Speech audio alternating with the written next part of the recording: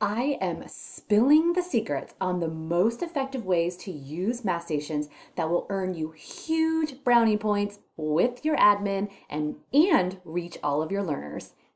If you are a middle school math teacher, keep watching because we are going to make math stations easy and relevant. If you are new around here, my name is Kathy Martin and I help 6th, 7th, 8th grade and Algebra 1 math teachers experience more aha moments with their students and save time and money with their math lesson plans and resources. So, how can we use math stations in a way so that it is impactful, that it's relevant, and really makes our life easier? 3 ways to use math stations. Let's dive in. Number 1, the most impactful way that math stations are really used in the math classroom is the ability to differentiate. Because the truth is, you and I both know that we have students all over the spectrum in terms of what they know, what they can do, just their ability levels, right? I am sure you have students who don't know their multiplication facts, all the way up to students who are beyond grade level. So how in the world do we serve all of these students? The biggest, easiest way to do that is stations because we can differentiate. You can differentiate using stations by being able to work in small group. Students are working in their individual small groups so that it allows you to be able to work with a group of students. And I'm going to talk about that, which is the teacher station, in just a minute. So that's the biggie, is to be able to work in small group. Number 2, you can really differentiate the activities that you are using. So for me, when I'm on station days in my classroom, I will generally have 2 different, like 4 stations going. Let me clarify, there are 4 stations going, but there are not 4 different activities going, okay?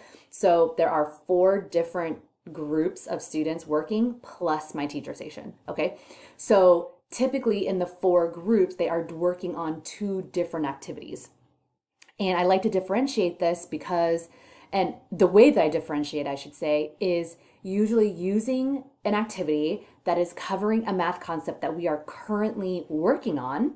So right now, we are just finishing up our chapter on like percents, proportions, all that stuff. So I'm going to have an activity all about that. And then in the other station that students will switch to, they will be working on a past activity or a past concept that we have already have learned. And to continue with that, to go even deeper with that, I'm differentiating, and this is my third point, is using a variety of activities that my students actually respond to. Any teacher can certainly tell the students to open up the textbook. Okay, turn to page 27 and let's do all the problems 1 through 59, right? Like that is so boring and it's fine. There's a time and place for that, but we can't do that every day. And if we do that every day, no wonder students are bored out of their minds. So using stations in this way allows me to be able to have a station where students are using, their Chromebooks for an activity. And this can be like a pixel art activity that I have, or a mystery puzzle that I have, or an escape room that I have. It's all on the computer. And then the station over here could be using, completing a activity that's a coloring page activity. This helps calm the mind, but all while they are still practicing the math concepts, right? And on another station, I could have students using task cards, so like that tactile activity where they're still practicing their math, but it is super less overwhelming because task cards allows them to practice one problem at a time. It feels good that they are completing it. It allows me to reach all of the different type of learners that I have in my classroom who respond better to certain activities than others. Okay, second way that to use math stations is your teacher station, which I mentioned before. The teacher station is just as it sounds. It is a station with you, the teacher, being able to work with a very specific group of students that you want to work with. How powerful is it that you can actually sit down with 4, 5, 6 kids at a time to really dive into what they need? And this could be the ability to review things that they're struggling with. This could be making deeper connections with students who are more advanced. This could be just checking in with students saying like, hey, how do you feel about this? You feel good? Okay, you go to work. Oh, you're struggling. What can I help you with? Can we go, it's not like one-on-one private tutoring, but it gives you that connection point that you might not have during the day when there's so many things happening in the classroom. And then finally, number 3, we can use stations to review. Let's be honest, we don't like to teach to the state test, but we know that the state test is coming, right? Every year it comes at the same time. So why not use stations to really spiral in that practice without feeling like we're test prepping?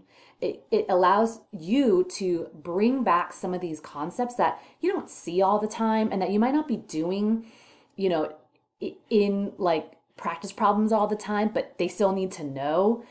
It allows you to bring back vocabulary that they might not have heard, simply just to review some of these prior math concepts that you don't get to always practice.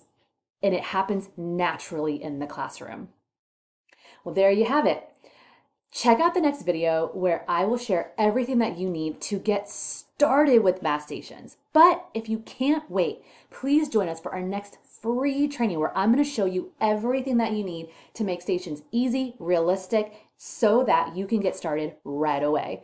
And you're going to be able to walk away with a certificate for 1 hour of participation. Click the link below to sign up right now. Tell me in the comments, which of these ways are you most excited about so that you can implement stations today? See you in our next video. Bye for now.